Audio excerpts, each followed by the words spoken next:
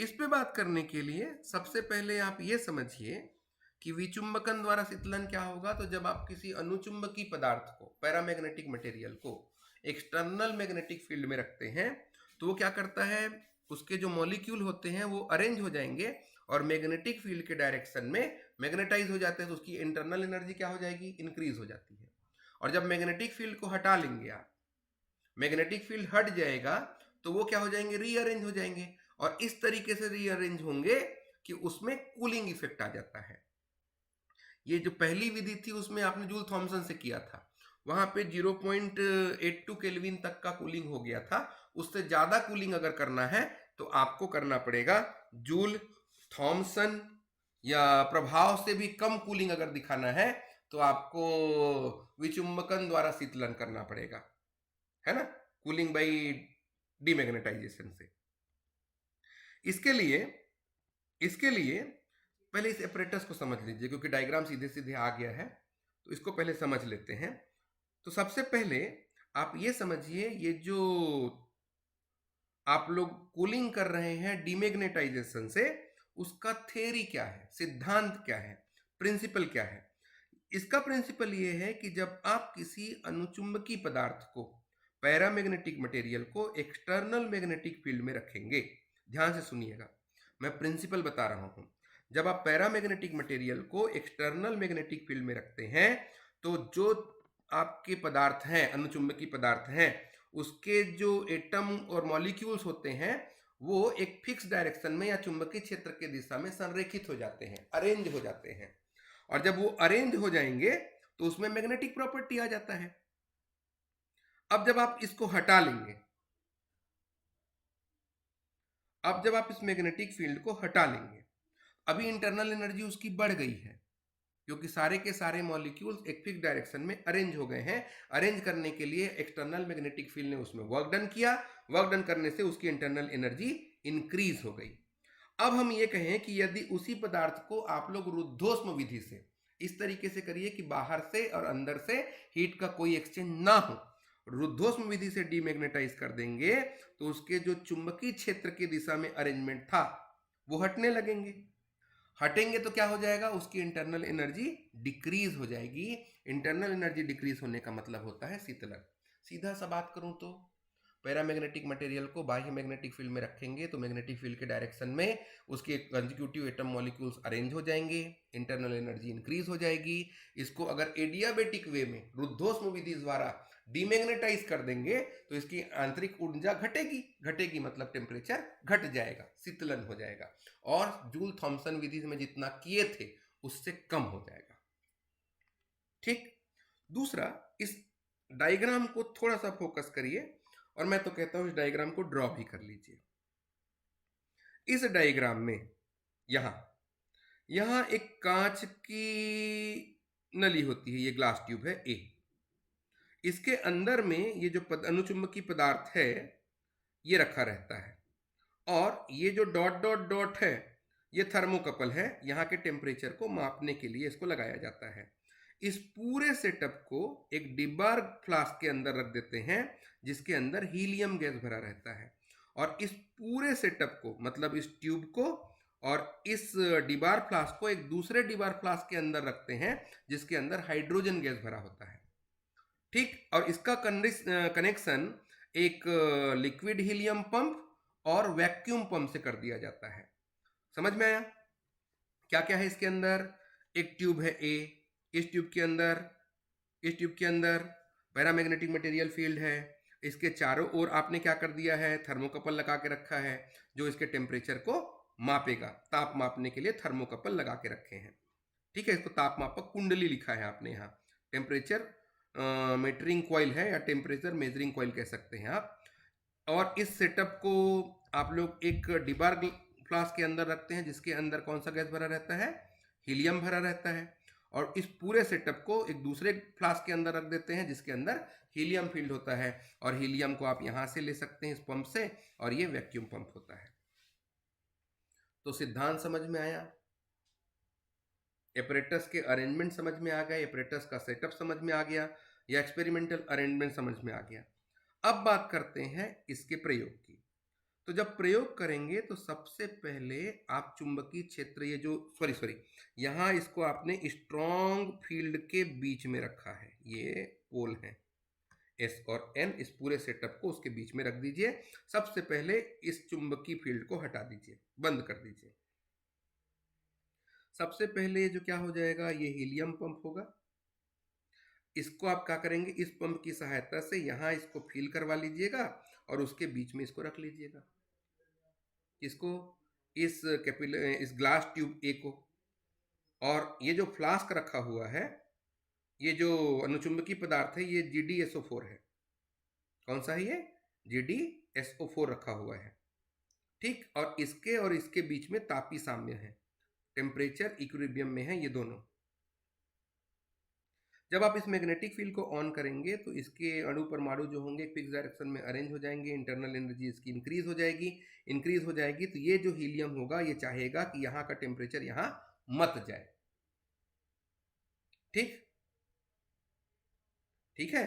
तो कुछ द्रव हीलियम क्या हो जाएंगे, वाष्पित हो जाएंगे, और वाष्पित होकर के वो गैस स्टेट पे आ जाएंगे, ठीक। और ये जो निर्वात पंप है उसकी सहायता से इस जो गैसीय सिस्टम बना हुआ है, गैस बना है हीलियम का, उसको आप बाहर निकाल लेंगे,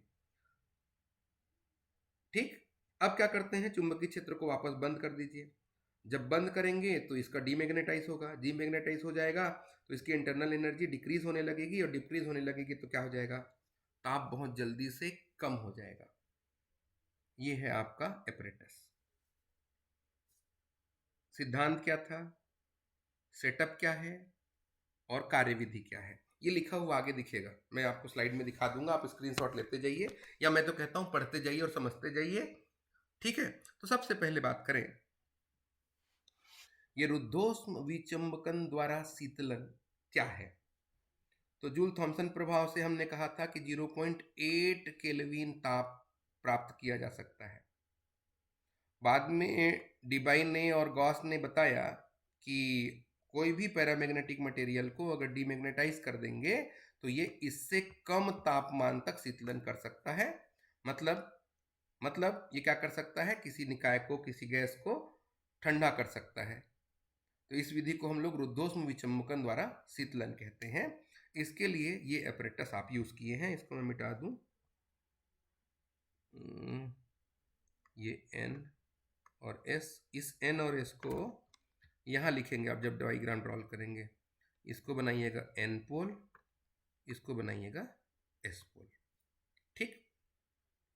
सिद्धांत याद है, पहले मैग्नेटाइज करेंगे, अरेंज होगा, इंटरनल एनर्जी इंक्रीज होगी, डीमैग्नेटाइज कर देंगे एडियाबेटिकली तो इंटरनल एनर्जी डिक्रीज हो जाती है।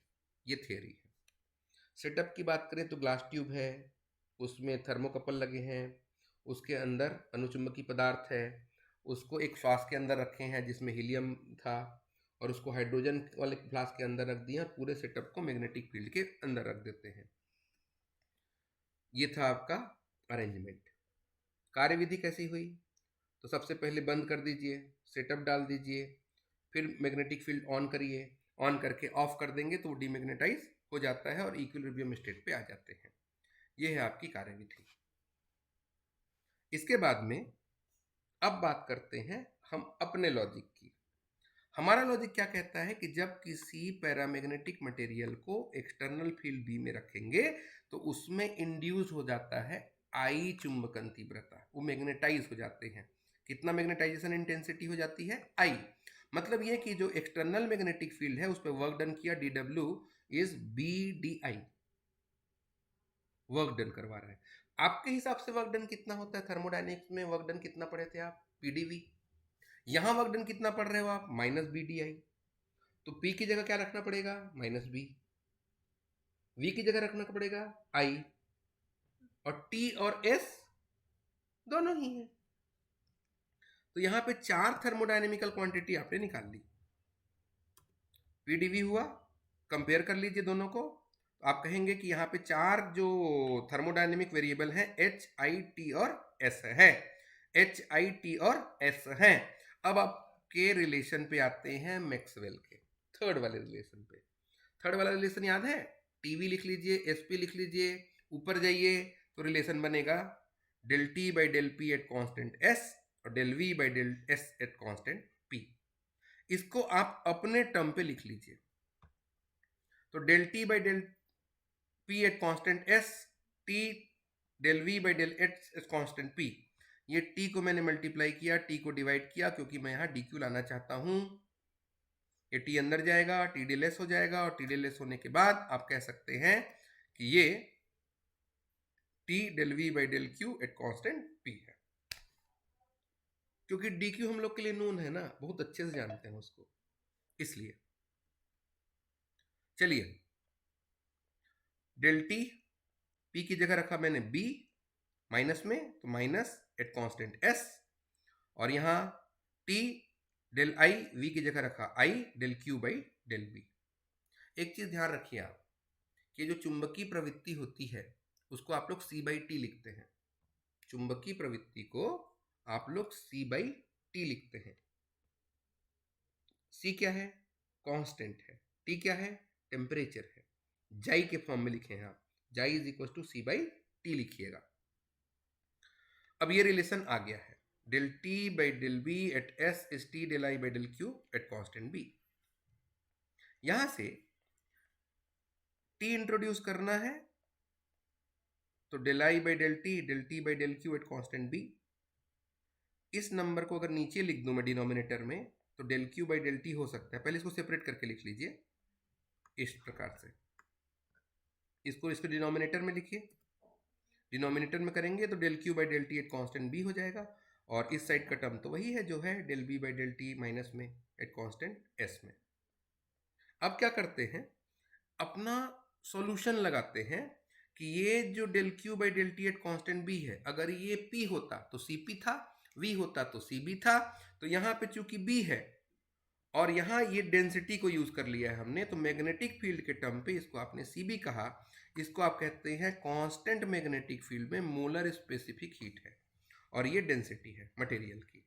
कितने मॉलिक्यूल्स हैं उसके अंदर वो भी तो इफेक्ट करेगा ना, क्योंकि उसी के अकॉर्डिंग तो आप डिसाइड कर रहे हैं कि उसका कितना कूलिंग होगा।